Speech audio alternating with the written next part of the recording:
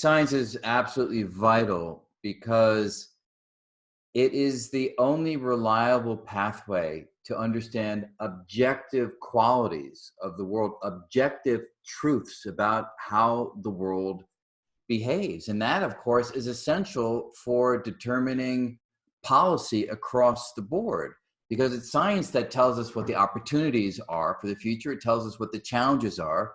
It tells us how to best deal with those challenges. And right now, dealing with the challenges that science can give insight into is something that we all feel right across the globe, right? We recognize the power of data analysis, the power of medical science to give us the appropriate way to respond to a devastating existential threat that we are all facing. And it's only by looking at the data, analyzing it mathematically, figuring out a response that is commensurate with what the data is telling us, that we can figure out a sensible way forward.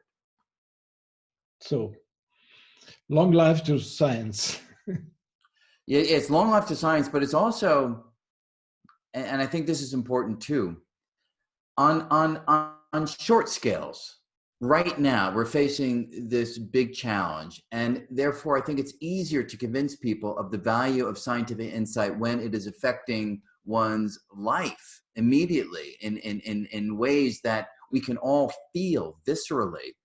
But it's important to recognize that when such existential threats diminish, and I hope that this one will diminish, when they diminish, science itself is no less important, because again, it is the engine of everything that we're doing. People talk about the economy. The economy is driven by the engine of scientific insight.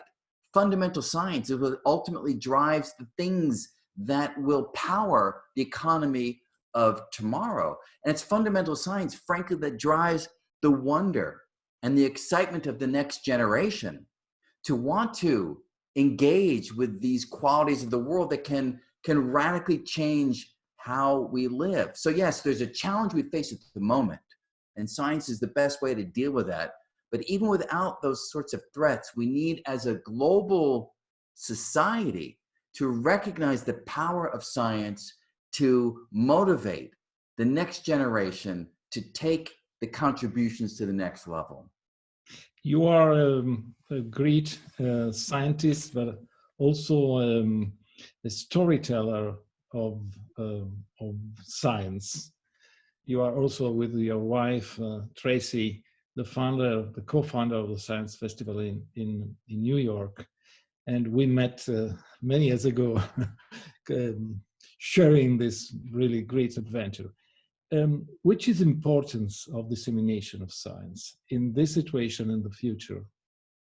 I'm sorry, what was the what of science? I missed one part of it. The dissemination. The importance of dissemination of science, absolutely. So I should say, so thank you for mentioning, the festival, World Science Festival, but as I hope you well recall, you were our inspiration. When Tracy and I were discussing the festival that you were running at the time in Genoa, that just totally fired us up. And that's actually what inspired us to think about creating a festival in New York. And now, we have a similar festival in Australia. And the dissemination of science is important because for the very health of democracies around the world, you recognize that leaders are going to have to make decisions that are themselves based on scientific analysis, scientific insight, in order that they can figure out what to do for alternate energy sources, what we should do regarding the possibilities of genetic modification and personalized medicine and nanotechnologies and exploration out to the planets and out to the stars.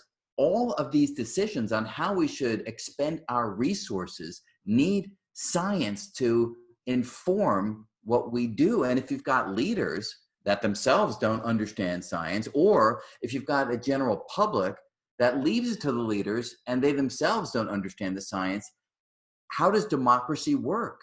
How do you have participation in the decisions that governments make if nobody understands what's going on? Yeah. And therefore, it's so essential, even if a person from the general public is not going to go into science, is not going to study science. That's fine. But engage with the ideas, because you can think about the ideas even without having a research level education. And thinking about the ideas and thinking about what matters can profit immeasurably from disseminating the insights of scientific research in a way that people can understand and get excited about and feel they're part of the journey.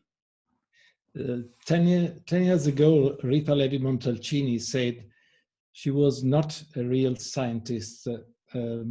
She was an artist of science. Yeah. So it's very important, the connection between all the human behavior and experiences together. Yeah, in fact, I should add, and I feel this way quite strongly, similar to that quote.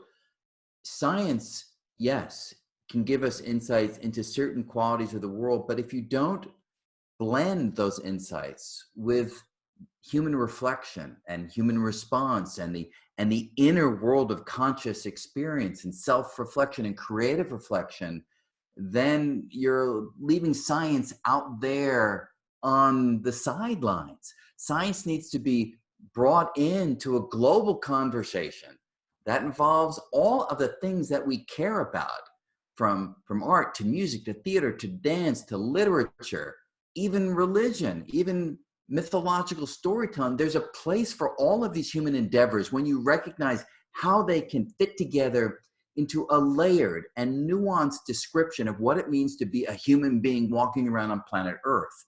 And science is a vital part of that story, but it only reaches its full potential when that story is read as one chapter of the whole human narrative.